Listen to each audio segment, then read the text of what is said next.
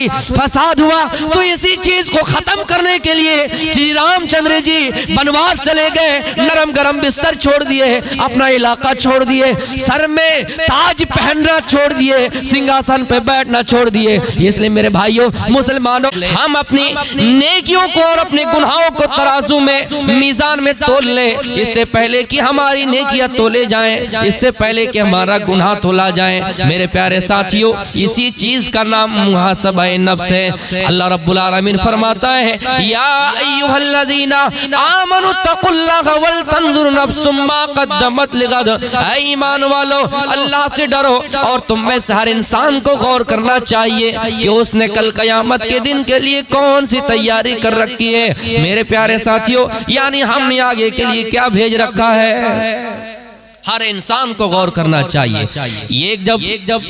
ये सफर करने वाला इंसान मुसाफिर जब पटना जाता है तो सबसे पहले उसकी तैयारी कर लेता है कि हमने कितनी चीज लिए हैं, उसका इंतजाम क्या क्या किए हैं। मोबाइल लिए हैं तो मोबाइल का चार्जर लिए हैं या नहीं, हम लिहाफ और चादर सर्दियों के मौसम में लिए या नहीं। पटना जाने के लिए वो इतना सा छोटा सफर में उसकी तैयारी कर लेता है। मेरे प्यारे साथियों, जब कि इस दुनिया को अलविदा कह जाना है और इस दुनिया को छोड़कर चला जाना है तो हमें और आपको उसके लिए क्या तैयारी कर रखी है, इसके बारे में गौर करना है और ये सोचना है मा क़द्दमत लिग़द, कि हमने आगे के लिए क्या भेज रखा है।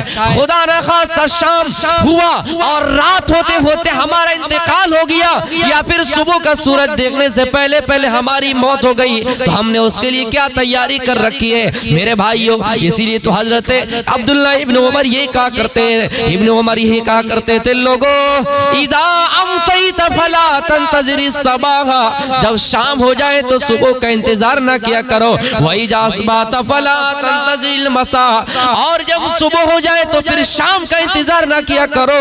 हो सकता है शाम हुआ, अब सुबह का सूरज देखने से पहले पहले तुम्हारी मौत हो जाए, या फिर हो सकता है कि सुबह हुई, शाम होने से पहले पहले तुम मर जाओ, यानी सुबह का सूरज तुलू होने से पहले मर जाओ, या फिर तुम सुबह का सूरज तुलू होने देख लिए लेकिन गुरूब होने से पहले मर जाओ। इसलिए जब बिस्तर पर सोने जाओ तो अपना हिसाब किताब कर लिया करो, और जब सुबह हो तो फिर अपना हिसाब किताब कर लिया करो। मेरे भाइयों, सबसे बड़ी पेशी होने वाली है, इस दिन आपको क़यामत के दिन पेश किया जाएगा, आपका नामा-ए-आमाल पेश किया जाएगा। मेरे भाइयों, दो ही रिजल्ट होंगे, या तो दाएं हाथ से दिया जाएगा या फिर बाएं हाथ से दिया जाएगा। कहीं ऐसा ना हो आप कहें फयकुल या लैतनी लम ऊत किताबिया, आप ये कहें आए काश कि मुझे नामा-ए-आमाल न दिया जाता, वलम अदरी मा हिसाबिया, और मैं जानता ही नहीं कि मेरा रिजल्ट क्या है, मेरा परिणाम क्या है। फिर मेरे भाइयों, कहीं ऐसा ना हो कि आपको दोज़ख में डाल दिया जाए, फिर ये आप तमन्ना करेंगे, हाय करेंगे, अफसोस करेंगे, मा अगनानी मालिया, मेरा माल कुछ काम ना आया, हलक अन्नी सुल्तानिया, मेरी सल्तनत कोई काम ना आई, मैं दुनिया में एमएलए था कोई काम ना आया, दुनिया में प्राइम मिनिस्टर था कोई काम ना आया, मैं दुनिया में बादशाह था कोई काम ना आया, माँ अगना अन्नी मालिया, मैं तो दुनिया में नरम गरम बिस्तर का इंतजाम कर लिया था। आय अल्लाह, सख्त सर्दी के मौसम में भी मेरे घर में हमें एसी लगवा दिए, सख्त गर्मी के मौसम में एसी लगवा दिए, ठंडी के मौसम में हम नरम गरम गद्दा का इंतजाम कर दिए। दुनिया में हम मुसीबत से बच गए, दुनिया में हम तकलीफ से बच गए। आय अल्लाह, वो माल कहाँ गया? जवाब आएगा मा अगना अन्नी मालिया, तेरा माल कुछ काम ना आया, तेरा जाहो तेरी जाहो जलाल कुछ काम ना आया, तेरा मनसब कुछ काम ना आया। इसलिए मेरे प्यारे साथियों, अपनी जिंदगी के बारे में गौर कीजिए और ये अंदाजा कीजिए, मुहासबा नफ्स इसी चीज का तो नाम है कि हम अपनी जिंदगी के बारे में गौर करें। वल तंजुर नफ्सुम मा क़द्दमत लिग़द, कि हमने आइंदा कल के लिए यानी क़यामत के दिन के लिए कौन सी तैयारी कर रखी है, हमने क़यामत के दिन के लिए कौन सी तैयारी कर रखी है। दुनिया में आप कमा रहे 100 रुपया कमा रहे, आपका खर्च 80 रुपये 20 रुपये बच रहा है। आप ये सोच रहे ये 20 रुपया मेरी औलाद खाएगी। आप अपनी औलाद के लिए तैयारी कर रहे हैं, आप अपनी औलाद के लिए तैयारी कर रहे हैं। अगर आप 110 कमाते हैं तो फिर 30 रुपये बच रहा है। आप ये सोचते हैं मेरी औलाद की औलाद ये खाएगी। मेरे भाइयों, दुनिया में अपनी औलाद के लिए ये कमा रहे हैं, दुनिया में अपनी औलाद के लिए भी कमा रहे हैं और ये सोच रहे हैं कि मेरी औलाद आने वाली मेरी नस्लें जो होंगी वो आराम से रहेगी, वो सुख से रहेगी, चैन से रहेगी, सुकून से रहेगी। मेरे भाइयों, हम और अब दुनिया की तैयारी कर लेते लेकिन आखिरत की तैयारी नहीं कर रहे हैं। जबकि ये दुनिया फानी है, ये दुनिया एक दिन खत्म हो जाएगी, लेकिन आखिरत की जिंदगी तो हमेशा बाकी रहने वाली है। वल आखिरतु खैरुन व अबका, आखिरत की जिंदगी तो बेहतर है और ज्यादा बाकी रहने वाली है मेरे भाइयों। लेकिन हाँ, इसकी तैयारी कैसे की जाए? अल्लाह रब्बुल आलमीन फरमाता है व अम्मा मन खाफ मकाम रब्बिही व नहा नफ्स अनिल हवा फइन्नल जन्नत हियल मावा। ऐ लोगों, जो अपने रब के सामने खड़ा होने से डर जाए, अपने रब के सामने खड़ा होने से डर जाए, हाँ, और अपने नफ्स को कंट्रोल कर ले। अल्लाह रब्बुल आलमीन फरमाता है अपने नफ्स को कंट्रोल कर ले, फइन्नल जन्नत हियल मावा, उसका ठिकाना जन्नत है, उसका ठिकाना जन्नत होगी। मेरे भाइयों, नफ्स को कंट्रोल करना है। ये नफ्स जो इंसान का सबसे बड़ा दुश्मन है, इस नफ्स को कंट्रोल करना है। अगर हमने नफ्स को कंट्रोल कर लिया तो हमारा ठिकाना जन्नत है। दुनिया की तैयारी क्या है? अपने नफ्स को कंट्रोल करना है।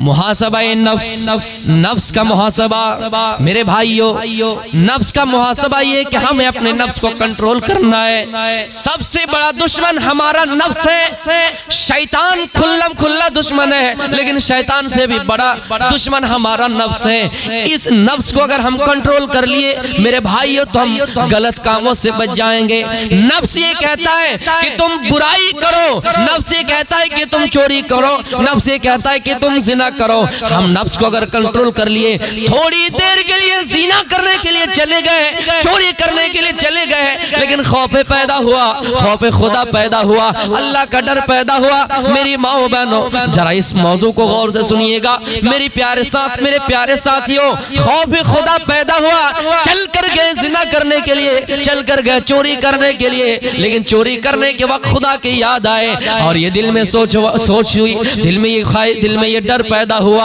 इन्ना बत्शा रब्बिका लशदीद, क़यामत के दिन रब की तो पकड़ बहुत बड़ा सख्त होंगे, रब की पकड़ तो बड़ी सख्त होंगे। अल्लाह रब्बुल आलमीन की पकड़ बड़ी सख्त होगी, उनकी पकड़ से हम कैसे बच सकते हैं? मेरे भाइयों, चोरी की दुनिया की सजा ये कि 2 साल अगर आपको जेल में रख दिए फिर भी आपको नजात मिल जाएगी। हमने शराब पी ली, थोड़ी देर के लिए गवर्नमेंट कानून लगाए, फिर उसके बाद रिहा हो जाएंगे, लेकिन रब की पकड़ सख्त है।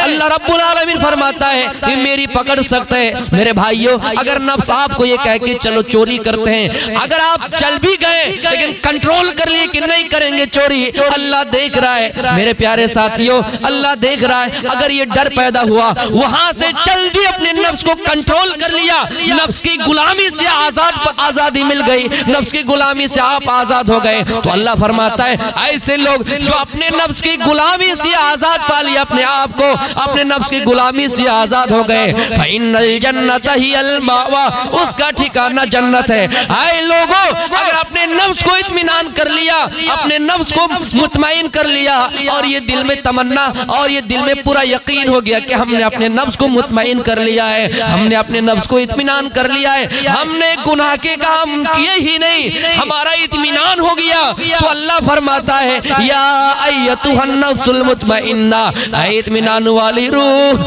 इत्मीनान वाले नफ्स, इरजी इला रब्बिकी राज़ियतम मर्ज़िया, अपने रब के पास लौट जा इस हाल में कि तू भी उससे राजी और वो भी तुझसे राजी। फदखुली फी इबादी, और फिर मेरे बंदों में दाखिल हो जा, वदखुली जन्नती, और फिर मेरे जन्नत में दाखिल हो जा। मेरे प्यारे साथियों, लेकिन अपने नफ्स को कंट्रोल करना है। इंसान का सबसे बड़ा दुश्मन नफ्स है। आप कहेंगे शैतान, नहीं, शैतान को भी कोई बहकाने वाला है। तो यही नफ्स है। शैतान को भी नफ्स ने ही बहकाया और उसके दिल में एक बात डाली, एक ख्याल डाला, क्या इब्लीस तुम तो आदम से बेहतर हो, तुम तो आदम से बेहतर हो। ये कौन ख्याल डाला था? नफ्स ही। तो इंसान का सबसे बड़ा दुश्मन नफ्स है। हमें और आपको अपने नफ्स को कंट्रोल करना है और हमेशा अपना हिसाब व किताब कर लेनी चाहिए। अपने हिसाब व किताब मेरे भाइयों, अपने नफ्स का मुहासबा कर लेना चाहिए। हम और आप दुनियावी बातों में लगे रहते हैं। रास्तों में बैठ गए तो दुनियावी बातें कर रहे हैं, कहीं मेला गए दुनियावी बातें कर रहे हैं, कहीं एक जगह जमाए तो दुनियावी बातें कर रहे हैं। आपस में हंसी मजाक एक दूसरे का मजाक उड़ाया करते हैं, हमेशा आपस में एक दूसरे को लान तान किया करते हैं। लेकिन मेरे भाइयों, अपनी जिंदगी के बारे में गौर नहीं करते कि हमने अपनी आखिरत के लिए क्या तैयारी कर रखी है। और ये कभी नहीं सोचते कि अभी अगर हम मर जाएं तो हमारा क्या रिजल्ट होगा, हमारा नतीजा क्या होगा, हमारा परिणाम क्या निकलेगा, हमें जन्नत मिलेगी भी या नहीं। हम दुनियावी बातों में मशगूल रहते हैं और किसी के अंदर थोड़ा बहुत नुक्स अगर मिल जाए तो फिर उनका मजाक करते रहते हैं। आपको एक चुटकुला बता रहा हूं। हजरत नूह अलैहिस्सलाम अपनी कौम को दावत व तबलीग बहुत सालों तक किए, 950 साल तक किए, लेकिन जब नहीं मानी तो अल्लाह रब्बुल आलमीन ने देखा कि कौम नूह अजाब के मुस्तहिक ठहरी। कुछ नाफरमान कौम नहीं मानी, तब अल्लाह रब्बुल आलमीन ने नूह अलैहिस्सलाम को हुक्म दिया कि एक कश्ती बनाओ। नूह अलैहिस्सलाम कश्ती बनाना शुरू कर दिए तो कौम ने और मजाक उड़ाया, बेमौसम में आप कश्ती बना रहे हैं जहां पर पानी का नाम और निशाना मौजूद नहीं है, पानी नहीं, बरसात नहीं, कुछ नहीं, और बेमौसम हजरत नूह अलैहिस्सलाम कश्ती बना रहे और मजाक उड़ाया। जब कश्ती बन के तैयार हो गई तो नाफरमान कौमों की, मेरे भाइयों, इनकी हट धर्मी देखिए, उन्होंने कश्ती पर ही पाखाना करना शुरू कर दिया, लेट्रिन करना शुरू कर दिया। इतने नाफरमान और बुरी और गंदी सोच रखने वाली कौम जिन्होंने कश्ती पर ही पाखाना शुरू कर दिया। थोड़ी देर के लिए हजरत नूह अलैहिस्सलाम अल्लाह से शिकायत की, मायूस हो गए। लेकिन मेरे भाइयों, यकीन जानिए, हम और आप ये सोचते हैं कि हम चालाक हैं, जिस तरह कुफार ये समझते थे कि हम चालाक हैं, लेकिन अल्लाह इसका जवाब कुरान में देता है, व मकरू व मकर अल्लाहु वल्लाहु खैरुल माकिरीन। ऐ काफिरों, तुम कुछ भी कर लो, तुम कुछ भी चाल चल लो, अल्लाह भी चाल चलने वाला है। वल्लाहु खैरुल माकिरीन, अल्लाह बेहतरीन चाल चलने वाला है। तुम लेट्रिन करो, पाखाना करो, गंदगी फैलाओ, कुछ करो, लेकिन अल्लाह क्या कहता है, हम तुम्हारे ही जरिए काम लेंगे। तब फिर क्या किया, अल्लाह का अजाब आया वायरस की तरह, और उनकी कौम में खुजली हो गई। सब खुजला रहा है, जिधर देखो खुजला रहा है, बूढ़े बच्चे जवान सब खुजला रहे, परेशान हाल है, कोई दवा है ही नहीं। आजकल की तरह नहीं कि उस जमाने में दवा वगैरह उस टाइम नहीं मिले, कुछ खुजली की दवा है ही नहीं, सब परेशान हाल है कि कहाँ दवा मिले।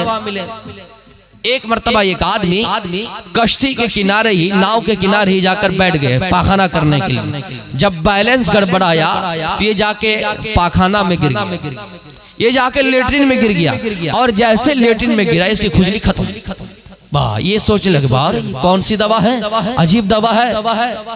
तब उसको यकीन नहीं हुआ, थोड़ी देर के लिए पाखाना उठाया और मलता गया अपने जिस्म से, जहां जहां लगा था वहां उनकी खुजली खत्म। अब उन्होंने आवाज दी मोहल्ले वालों को, दौड़ो खुजली की दवा मिल गई। सारे लोग आए, कहाँ मिली, बोला कि पाखाना उठाइए और लगाइए, खुजली खत्म। सब उठाना शुरू कर दिया। मेरे भाइयों, देखते देखते पूरा पाखाना साफ हो गया। तो अल्लाह कहता है वल्लाहु खैरुल माकिरीन, कि हम बेहतरीन चाल चलने वाले हैं। काफिरों, नालायकों, मुशरिकों, तुम ये समझ रहे हो कि पाखाना से हम कश्ती भर दिए? नहीं, हम अल्लाह है बेहतरीन चाल चलने वाले हैं, तुम्हारे जरिए ही हम पाखाना साफ करवा देंगे। तो मेरे भाइयों, मेरी तकरीर का मतलब ये है, मौजू का मतलब ये है कि हम आपस में एक दूसरे का मजाक उड़ाते हैं। कोई क्या कर रहा नहीं कर रहा कराम उसका मजाक उड़ाते हैं। उसी टाइम को अगर हम अपनी जिंदगी के बारे में लगाएं और गौर करें कि हम अपनी जिंदगी के लिए क्या कर रहे हैं, तो मेरे प्यारे साथियों इससे फिक्र आखिरत पैदा होंगी, अल्लाह का डर पैदा होगा। हम रास्तों में बैठते हैं और बैठने के बाद एक दूसरे की बुराई कर रहे हैं, एक दूसरे की ग़ीबत कर रहे हैं, लान तान कर रहे हैं। अल्लाह के नबी फरमाते हैं, ऐ लोगों रास्तों में मजलिस जमाने से बचो। अल्लाह के नबी कह रहे हैं कि रास्तों में बैठने से बचो। सहाबा किराम फरमाते हैं, अल्लाह के नबी हम उस जगह पे बैठ के कुरान और हदीस की बातें कर रहे हैं, हम उस जगह पे बैठ के जायज बातें कर रहे हैं, तो इसमें फिर बुराई की क्या बात है, हम रास्ते में क्यों ना बैठे हैं। मेरे प्यारे साथियों अल्लाह के नबी फरमाते हैं, आए मेरे साहबा मेरा मतलब ये कि जब रास्तों में बैठो तो रास्तों का भी हक अदा कर दिया करो। जिस जगह पे मजलिस जमाओ उस जगह का हक अदा कर दिया करो। साहबा ने पूछा, अल्लाह के नबी उस जगह का हक क्या है, उस जगह का हक क्या है? तो अल्लाह के नबी फरमाते हैं, आए मेरे साहबा उस जगह का हक ये है कि अगर कोई भटका हुआ शख्स रास्ते से गुजरे तो तुम उनको रास्ता सही दिखाओ। अगर कोई बेनमाज है तो उनको नमाज का हुक्म दो, उसको नमाज पढ़ने कहो। अगर कोई चोरी करता है तो तुम उसे रोको, कोई बुराई करता है तो तुम उसे रोको। अगर कोई वहां से गुजरे तो तुम उसका मजाक ना उड़ाया करो, हंसी मजाक ना किया करो। हो सकता है कि वो तुमसे बेहतर हो, इसलिए किसी का आपस में मजाक ना उड़ाया करो। हाँ, रास्तों में बैठो लेकिन रास्ते का हक अदा कर दिया करो। और हक ये है कि तुम लोगों को अच्छी बातें किया करो, नसीहत की बातें किया करो, लोगों को कुरान और हदीस से जोड़ो, लोगों को राह इस्लाम से जोड़ो, लोगों को अल्लाह की अजमतें बतलाओ, कुरान की अजमतें बतलाओ। मेरे प्यारे साथियों लेकिन हम हैं जो अपनी आंखों से लोगों को गलत नजरों से देखते हैं, लोगों को हसद भरी नजरों से देखते हैं और इन कानों में चुगली की बातें सुनते हैं। मेरे भाइयों अल्लाह के रसूल सल्लल्लाहु अलैहि वसल्लम फरमाते हैं, ऐ लोगों इस्तहयू मिनल्लाहि हक्कल हया, तुम लोग अल्लाह ताला से शर्म करो जैसा शर्म करने का हक है। सहाबा किराम फरमाते, कुल्ना या रसूल अल्लाह, ऐ अल्लाह के रसूल लनस्तही इन्ना लनस्तही, हम तो अल्लाह रब्बुल आलमीन से शर्माते हैं। अल्लाह के नबी फरमाते हैं, मेरे साहबा इस तरह मत शर्माओ जिस तरह तुम समझ रहे हो, बल्कि उस तरह शर्माओ जिस तरह शर्माने का हक है, उस तरह शर्माओ जिस तरह हक है। अल्लाह के नबी फरमाते हैं उस शर्म से मतलब ये है अंतहफजर रास, कि तुम अपने सर की हिफाजत करो। अल्लाह के रसूल क्या कह रहे हैं कि तुम इस तरह अल्लाह ताला से शर्माओ जिस तरह उसका हक है। साहबा कह रहे हैं कि हम तो शर्मा रहे हैं, अल्लाह ताला से शर्मा रहे कि अल्लाह की जात हमें देख रही है। साहबा किराम से कह रहे हैं, अल्लाह के रसूल आए मेरे साहबा ये मतलब नहीं है जो तुम समझ रहे हो, बल्कि मतलब ये है कि तुम अपने सर की हिफाजत करो और सर के अंदर जो चीजें उसकी भी हिफाजत करो, यानी कान की हिफाजत करो, कान से किसी की ग़ीबत ना सुनो, कान से किसी की चुगलखोरी ना सुनो। मेरे भाइयों कान से किसी की बुराई ना सुनो। हाँ, और अपनी आंखों की भी हिफाजत करो कि आंखों से किसी को हसद भरी नजरों से ना देखो, आंखों से किसी को छोटापन ना समझो। मेरे भाइयों और अपने पेट की हिफाजत करो और पेट के अंदर जो चीजें उसकी हिफाजत करो, मतलब ये है हलाल खाओ और हराम से बच जाओ। मेरे प्यारे साथियों मुहासबा-ए नफ्सी है कि अपने पेट का भी जायजा लीजिए कि हम पेट में क्या खा रहे हैं क्या नहीं खा रहे हैं, कौन सा खाना हमारे लिए हलाल है, कौन सी ग़िज़ा हमारे लिए हराम है। इसका भी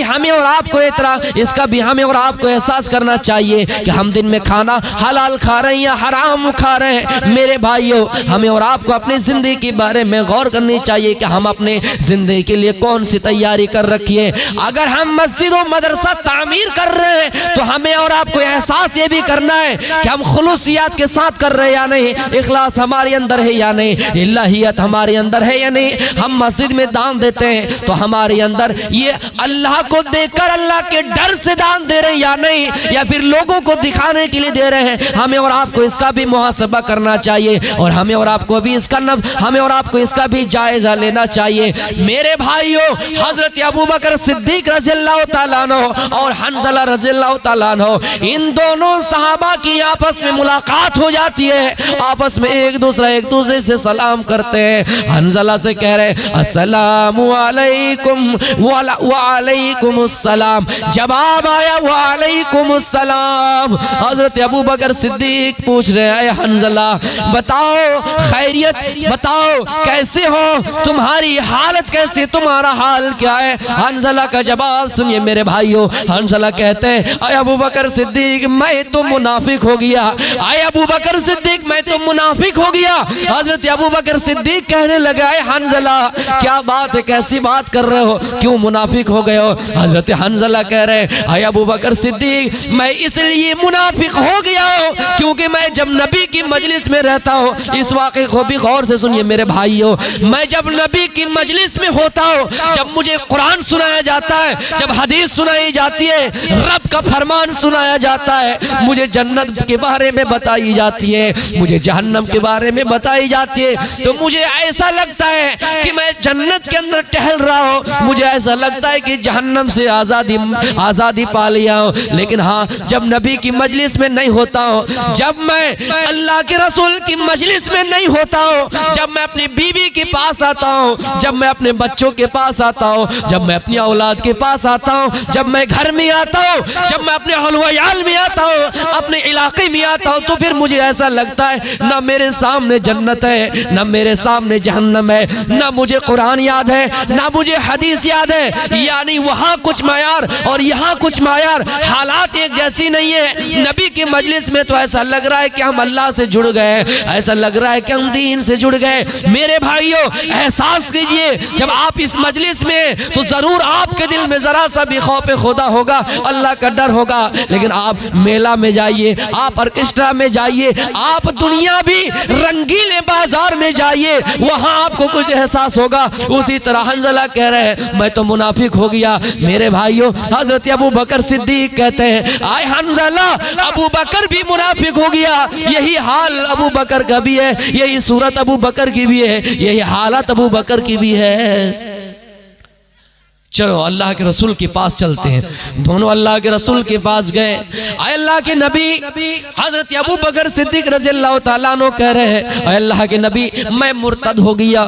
अल्लाह के नबी कह रहे हैं आए अबू बकर क्या बात कर रहे हो। आए अल्लाह के नबी मैं इसलिए कह रहा हूँ, मैं मुनाफिक हो गया इसलिए कह रहा हूँ क्योंकि जब मैं आपकी मजलिस में होता हूँ, जब आप मुझे अल्लाह की बात सुना रहे हैं, अल्लाह का फरमान सुना रहे हैं, तो उस वक्त मेरी कुछ हालत होती है। और जब मैं अपने बीबी के पास चला जाता हूँ, अपने बच्चों के पास चला जाता हूँ, अपने खानदान के पास चला जाता हूँ, तो उस वक्त कुछ हालत होती है। अल्लाह के नबी ने फरमाया आए अबू बकर तुम मुर्तद और मुनाफिक नहीं हुए हो, बल्कि ये हालत ही है, हालत ही ऐसी है जो बदलती रहती है। हमारी मजलिस में रहोगे तो ये हालत, और तुम आम मजलिसों में रहोगे तो ये हालत, घर में रहोगे तो ये हालत। मेरे भाइयों इसका मतलब ये नहीं कि हम मुर्तद हो जाते हैं, मुनाफिक हो जाते हैं, बल्कि एक मतलब मजलिस के एतबार से, हालात के एतबार से डिपेंड करती है कि हम दीनी मजलिस में है तो ऐसा लग रहा है कि हमारे सामने सब। तो मेरे भाइयों वो सहाबाए किराम थे, थोड़ी देर के लिए अल्लाह दिल से निकला, दिल में तो है ही, जबान से निकला, एहसास खत्म हुआ तो सोच रहे कि हम मुर्तद हो गए, मुनाफिक हो गए। लेकिन कितने ऐसे लोग हैं सुबह से लेकर शाम तक अल्लाह का नाम उनकी जबान से नहीं निकला होगा, ना सुभान अल्लाह निकला होगा, ना अल्हम्दुलिल्लाह निकला होगा, ना मेरे भाई अल्हम्दुलिल्लाह निकला होगा। सुबह से शाम तक हम अल्लाह का जिक्र नहीं करते हैं, अल्लाह की तस्बीह बयान नहीं करते हैं, अल्लाह की तहमीद नहीं करते हैं। मेरे भाइयों अल्लाह का जिक्र करते रहिए। और अल्लाह ताला फरमाता है आए मेरे बंदो अगर मेरा जिक्र करोगे, अला बिज़िक्रिल्लाहि तत्मइन्नुल कुलूब, अगर मेरा जिक्र करोगे, मेरी तस्बीह बयान करोगे तो तुम्हारे दिलों को इत्मीनान पहुंचेगा। दुनिया कमा लीजिए इत्मीनान हासिल नहीं, लेकिन अल्लाह का जिक्र करने से इत्मीनान हासिल होगा। मेरे भाइयों हजरत अबू बकर सिद्दीक रज़ी अल्लाह तआला अन्हु है जो अल्लाह का एहसास अगर थोड़ी देर के लिए अपने एहसास को खत्म करता है तो ये सोच रहा है कि मैं मुनाफिक हो गया। हम हैं जो कभी अल्लाह को याद नहीं करते हैं, फिर भी हम ये नहीं कहते कि हम मुनाफिक हो गए, फिर भी हम ये नहीं कहते कि हम मुर्तद हो गए। हमें अगर कोई काफिर का हमारे ऊपर फतवा लगा दे, कुफ्र का फतवा लगा दे, तो हम तलवार उठा लेंगे, तलवार सूद देंगे कि तुम मुझे काफिर कह रहे हो। मेरे भाइयों, हमारे अंदर उस वक्त गैरत आ जाती है, हमारे अंदर उस वक्त जज्बा पैदा हो जाता है। लेकिन मेरे भाइयों, यकीन जानिए कितने ऐसे मुसलमान हैं जो सुबह से लेकर शाम तक अल्लाह की याद नहीं करते हैं, अल्लाह का जिक्र नहीं करते हैं। हमारे अंदर लिल्लाहियत नहीं, इखलास नहीं। इखलास अपने अंदर पैदा करो और अपने नफ्स का मुहासबा करो। हम दुनिया में जो भी कर रहे हैं, हम ये सोचे कि हम अल्लाह के लिए कर रहे हैं। अपनी जिंदगी के बारे में जायजा लीजिए। वल तंजुर नफ्सुम मा क़द्दमत लिगद। हर इंसान को, हर नफ्स को गौर करना चाहिए कि उसने आगे के लिए क्या भेज रखा है। मेरे प्यारे साथियों, अल्लाह के नबी को हुक्म होता है, आप मक्के छोड़कर हिजरत करके मदीना जाइए। आप हिजरत करके मदीना गए, जहां पर आप रुके, जहां पर आपकी ऊँटनी, जहां पर आपकी सवारी रुकी, मेरे भाइयों, जहां पर आपकी ऊँटनी रुकी, आप कई दिन हो गए, आप मायूस है। आप ये कह रहे हैं, ऐ मेरे सहाबा, मैं चाहता हूं यहां पर अल्लाह का एक घर बने। ये जलसा भी मस्जिद के लिए हो रहा है। मेरे भाइयों, इस वाक़े से एहसास करके जाइएगा। अल्लाह के नबी कई दिन हो गए, ये नहीं सोचा कि मैं अपना घर द्वार पहले बना लूं। कई दिन हो गए ये सोच रहे कि यहाँ पर भी अल्लाह का एक घर हो, यहाँ पर भी एक मस्जिद की तामीर हो, जहाँ पर ऊँटनी बैठी, जिस जगह, जो जगह खाली थी, आपने कहा कि ये जगह किसकी है, यहाँ पर एक मस्जिद बननी चाहिए। यहाँ पर एक मस्जिद तामीर हो गई। लोगों ने बताया ये छोटे छोटे तो यतीम बच्चों की है। कहा उनके गार्जियन कौन है? कहा उनका चचा, जिनका नाम को ये लिखता है कि मुआज़ इब्न अफ़रा है। मेरे भाइयों, का अल्लाह के नबी ने उन दो छोटे छोटे यतीम बच्चों को भी बुलाओ और उनके चचा को भी बुलाओ। जब छोटे छोटे बच्चे हाजिर हो गए, उनके चचा हाजिर हो गए, अल्लाह के नबी ने कहा इस जगह को हम खरीदना चाहते हैं। उन लोगों ने कहा आप क्या कीजिएगा? अल्लाह के नबी का जवाब सुनिए। अल्लाह के नबी कहते हैं इस जगह पे हम अल्लाह का घर बनाएंगे, अल्लाह की मस्जिद बनाएंगे। इस जगह पे मस्जिद तामीर होगी। ये बताओ ये कीमत क्या है? बताओ कीमत में क्या लोगे? मेरे भाइयों, ये सुनते ही कि अल्लाह का घर बनेगा, यहाँ पर मस्जिद तामीर होगी, वो छोटे छोटे नौजवान, दो छोटे छोटे बच्चे, जो मेरे भाइयों कोई बताते 7 साल के होंगे, कोई बताते 9 साल के होंगे, बहरकैफ 9 छोटे छोटे बच्चे, यतीम बच्चे, उन्होंने कहा जब अल्लाह का घर बनेगा, अल्लाह की मस्जिद बनेगी, तो हम कीमत नहीं लेंगे, हम इसको बिला कीमत देंगे। मेरे भाइयों, लेकिन अल्लाह के नबी कहते नहीं नहीं, आए छोटे छोटे बच्चे, आए छोटे छोटे यतीम बच्चे, नहीं नहीं, हम इसे बिला कीमत नहीं लेंगे। बताओ कीमत में क्या लोगे? मेरे भाइयों, फिर आपने बनु नज्जार के कबीले को दावत दी, बनु नज्जार के सरदारों को दावत दी। सब लोग आए और सबके सामने मस्जिद की तामीर की और उस मस्जिद की कीमत भी चुका दिए।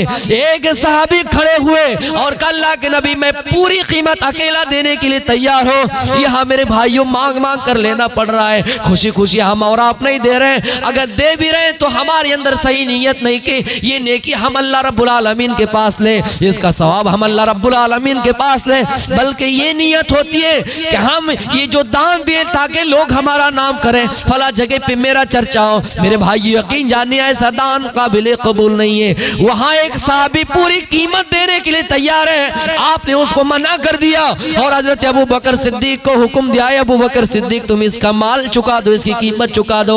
मेरे प्यारे साथियों, गौर करने की बात यह है अल्लाह के नबी ने बिला कीमत उस जगह को नहीं ली है, जबकि वक्फ कर रहे थे, दान दे रहे थे कि हम देने के लिए तैयार हैं, बिला कीमत आप नहीं लिए। हो सकता है इसके पीछे रीजन ये है, हो सकता है कि जो छोटे छोटे बच्चे हैं, यतीम बच्चे हैं, आने वाली नस्ल जब तारीख लिखे और ये कहें कि अल्लाह के नबी ने जबरदस्ती उस जगह को ले ली है, छोटे छोटे बच्चे थे, यतीम बच्चे थे, आपने यतीम बच्चों से जबरदस्ती वो जगह छीन ली है। मौजूदा दौर में मेरे भाइयों, ये फैसला पहले ही हो चुका है। आपको थोड़ी देर के लिए मैं राजनीति की दुनिया में ला रहा हूँ। ये फैसला पहले ही हो चुका है कि 22 जनवरी 2024 को राम मंदिर का उद्घाटन होगा।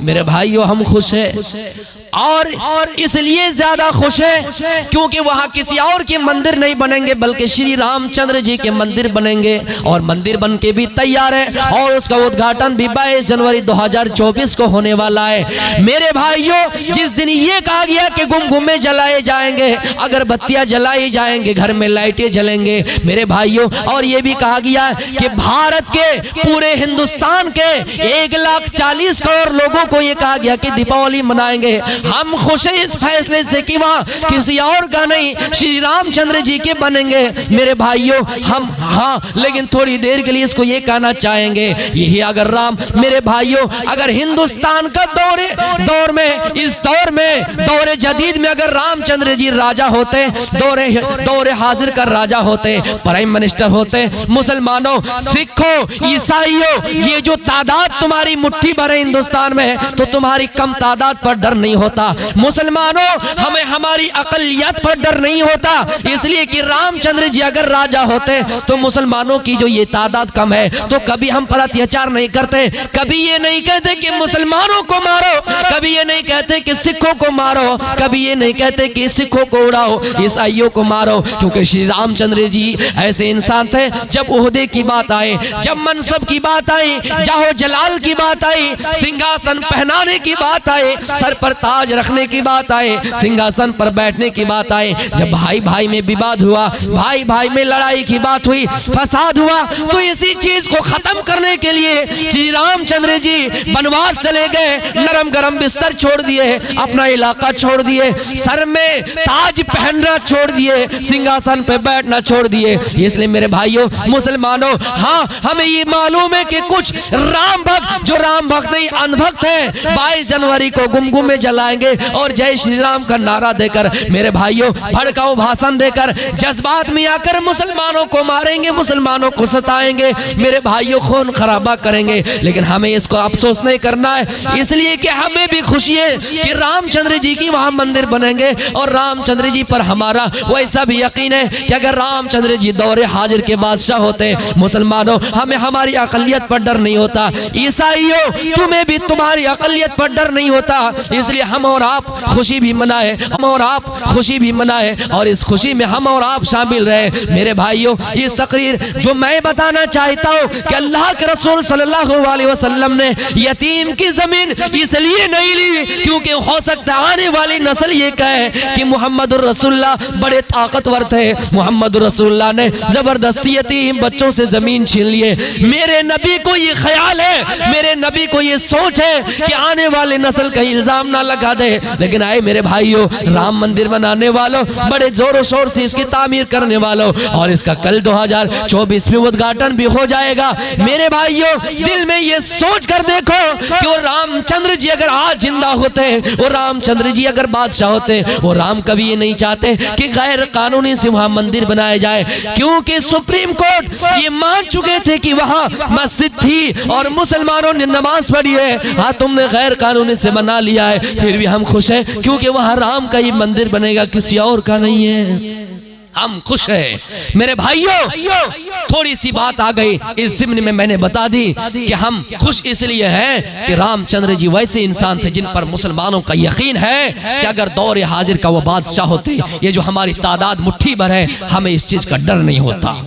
वो बराबर इंसाफ करते, जिन्होंने किसी इंसान के गाल पर थप्पड़ मारना गवारा नहीं किया। अगर कोई मार दे उसको नास्तिक कहा मेरे भाइयों, लेकिन दौरे हाजिर में क्या कहिएगा, इंसान की सोच बदल गई है। इसीलिए रामायण के अंदर कहा गया, जाकी रही भावना जैसी प्रभु मूरत देखी थिन जैसी, यानी जिसको आप जिस दृष्टि से देखिएगा आपको वैसे ही नजर आएंगे। मुसलमानों को अगर आतंकी की नजर से देखिएगा आपको लगेगा, लेकिन हकीकत में वैसा नहीं है। तो मेरे प्यारे साथियों, हमें और आपको इसका एहसास करना चाहिए कि हम जिंदगी में जो कुछ कर रहे हैं इसका हिसाब क्यों नहीं कर लेते मेरे भाइयों।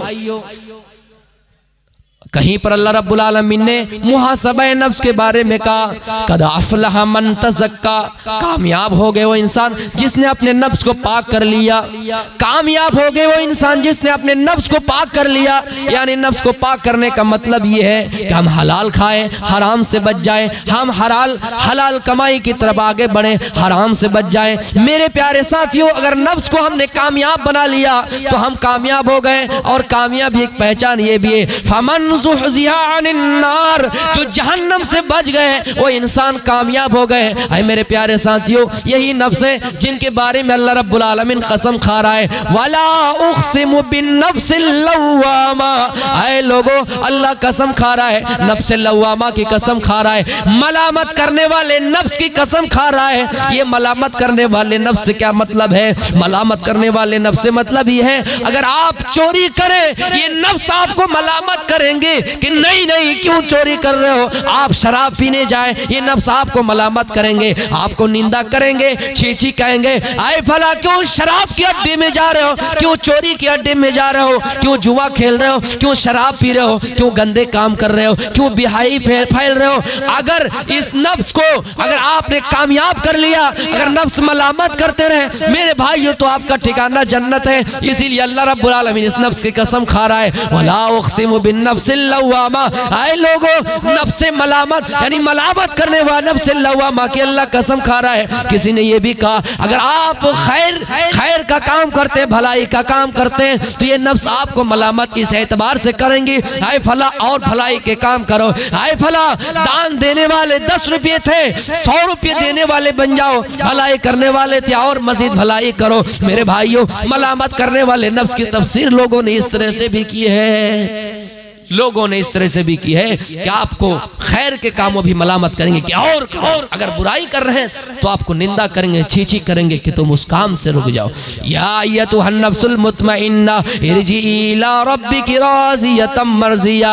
इत्मीनान वाले नफ्स, अपने रब के पास चले जा, अपने रब के पास लौट जा, इस हाल में कि तू भी उससे राजी और वो भी तुझसे राजी। मेरे भाइयों, हमें अपनी जिंदगी का मुहासबा इस तरह करना है कि हमने आगे के लिए क्या रखा है। हजरत उमर फारूक रज़ियल्लाहु ताला अन्हु, मेरी बहनें रमजान में पूरा कुरान पढ़ जाती हो, सुनो हजरत उमर फारूक सूरह तूर की तिलावत कर रहे हैं, कुरान की एक आयत हाथ लग जाती है, इन्ना अज़ाब रब्बिका लवाक़ी, यकीनन तेरे रब का अज़ाब बरहक है, तेरे रब का अज़ाब साबित शुदा है, तेरे रब का अज़ाब होने वाला है। मेरे भाइयों, रब का अज़ाब हक है, रब का अज़ाब बरहक साबित होने वाला है। कुरान की आयत हाथ लगी, कुरान की आयत पढ़ी, कौन? हजरत उमर फारूक रज़ियल्लाहु ताला अन्हु। और जैसे ये पढ़ी कि रब का अज़ाब होने वाला है, ये आयत पढ़ी तो बेहोश होकर जमीन में गिर गए, गशियाए बेहोश हो गए। लोग इयादत करने के लिए आ गए, हजरत उमर बीमार पड़ गए,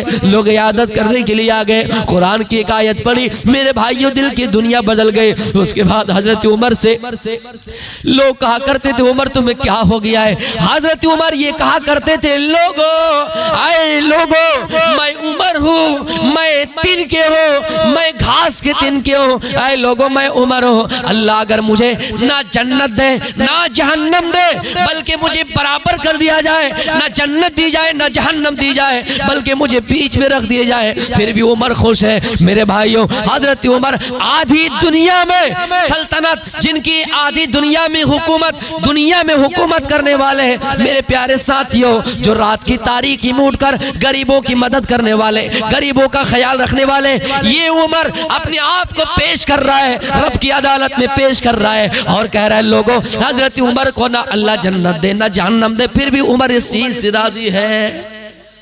इतने आमाल अच्छे आमाल करने के बाद भी हजरत उमर ये कह रहे, ना मुझे जन्नत मिले ना जहन्नम, फिर भी उमर खुश है। मेरे भाइयों, हम छोटी नेकी अगर कर लें तो क्या कहते, हमने बहुत बड़ा तीर मार दिया, हमने बहुत बड़ा एहसान कर दिया। मेरे प्यारे साथियों, गौर करने वाली बात है, हजरत उमर रज़ियल्लाहु ताला अन्हु जैसे साहबी, खलीफा सानी, खलीफा दोम, मेरे भाइयों कुरान की एक आयत पढ़ते तो दिल की दुनिया बदल जाती है। मिंबर पर तकरीर कर रहे, खुतबा दे रहे और कह रहे, लोगों अगर मैं तुम्हारे ऊपर जुल्म करूं, अगर मैं कुछ गलत बात बताऊं, अगर मैं उल्टी सीधी बातें क्या करूं, बताओ तुम क्या करोगे, बताओ तुम क्या करोगे?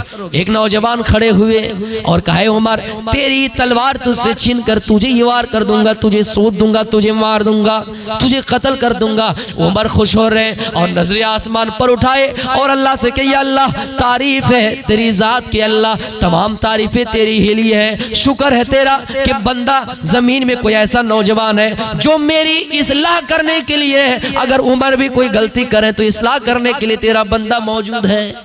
मेरे भाइयों, अपने आप को कैसा छोटा महसूस कर रहा है।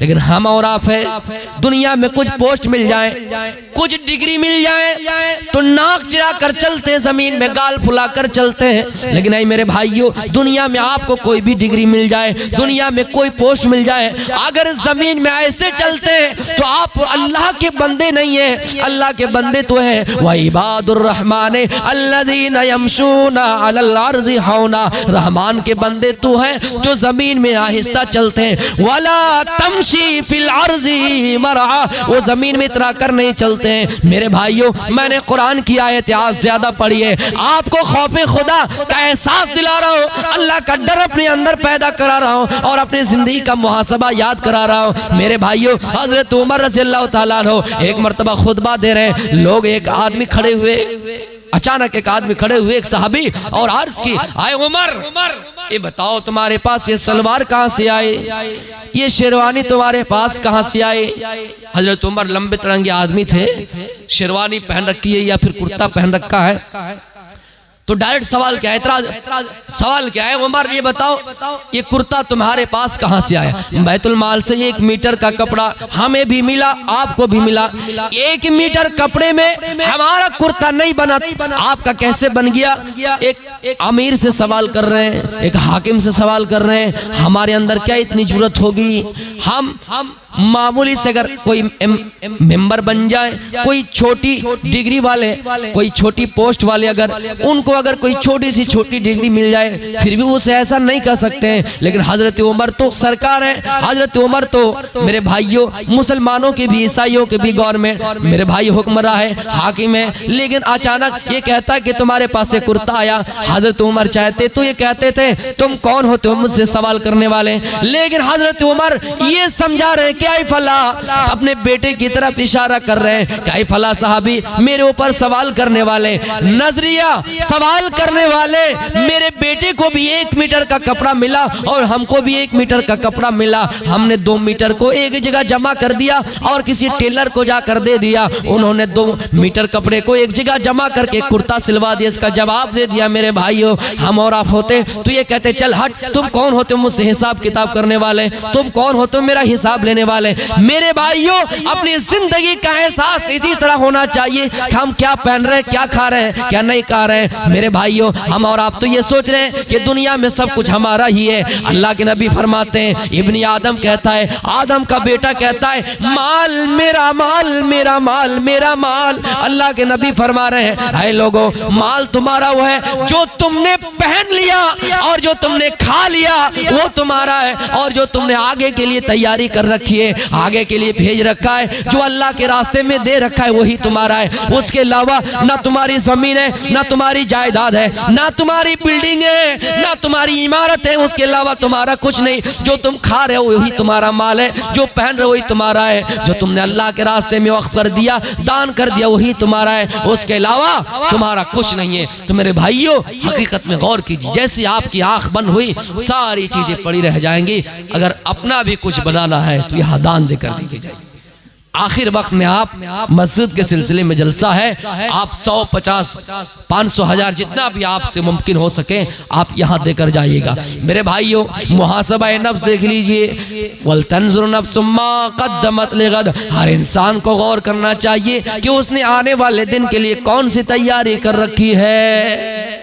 मेरे भाइयों, कुरान की आयत नाजिल हुई, लन तनालुल बिर्रा हत्ता तुनफिकू मिम्मा तुहिब्बून। ऐ लोगों, तुम लोग कामिल नेकी उस वक्त तक नहीं कर सकते हो जब तक, मेरे भाइयों, जब तक तुम अल्लाह के नजदीक उस अमाल को अल्लाह के रास्ते में दे दो।